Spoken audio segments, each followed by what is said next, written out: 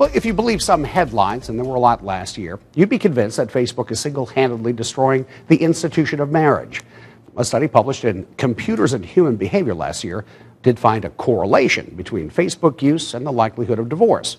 And as the Facebook use went up in an area, the divorce rate inched up as well. But that study stopped well short of saying that Facebook or social media is the cause of broken marriages or relationships. But one thing does seem clear. If a relationship is slipping, social media can be the grease that spins it right out of control. The question, does Facebook cause divorce?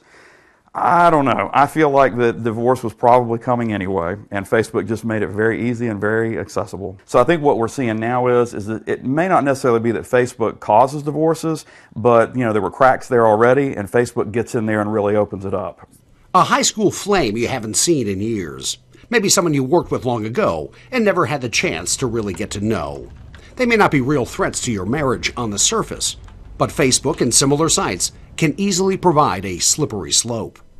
Well, let's face it, that kind of thing has been going on for hundreds or thousands of years probably. But I think the real thing here is accessibility now. Facebook connected us in a way that we've never been connected before. Sending a message over Facebook or something along those lines is, it can be kind of perceived as non-threatening, really. You're just making old connections. But as we know, divorces and cheating especially, a lot of these affairs happen with the best intentions initially. If you can't definitively say that Facebook is a growing cause of divorce, it is certainly a powerful tool in building a case during one. Collecting someone's social media activity is now a regular task for attorney Stephen Holman. How often does social media come up? In almost every case, to the extent I use it, to the extent that it's a factor in a case because we find something, more and more. Facebook has become one of my main sources of determining facts about a case. If I want to know something about someone, look on Facebook, and if they haven't blocked out the public, you can find out just about anything. What many people don't realize is that everything you've ever done on Facebook, everything, is just a click away. Holman can get a court order for passwords, and then your digital world is at his fingertips.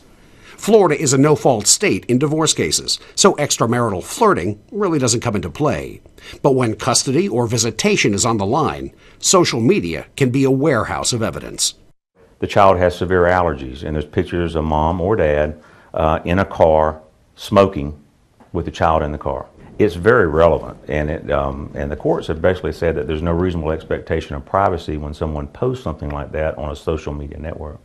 Not even deleting your account will delete your Facebook history. But if a relationship gets to the point where you have to start hiding your online activity, the relationship is on rocky ground already. Turner's best advice? Keep no secrets at all. That's a real touchy subject for a lot of people, and the truth is that if there are trust issues, the best thing for the relationship is to have complete and total openness. Your partner having passwords to all of your social media accounts, emails, things like that. And if you wind up on the wrong end of a bitter breakup, it may be best to censor yourself. Sharing too much of yourself online can come back to haunt you. My suggestion to them is to shut it down, get off Facebook, or make sure you don't post anything you're not happy for a judge to see. Sharing all your passwords with your significant other can provide problems all its own. Dr. Turner says a partner with trust issues can spend too much time snooping on the other person's interactions.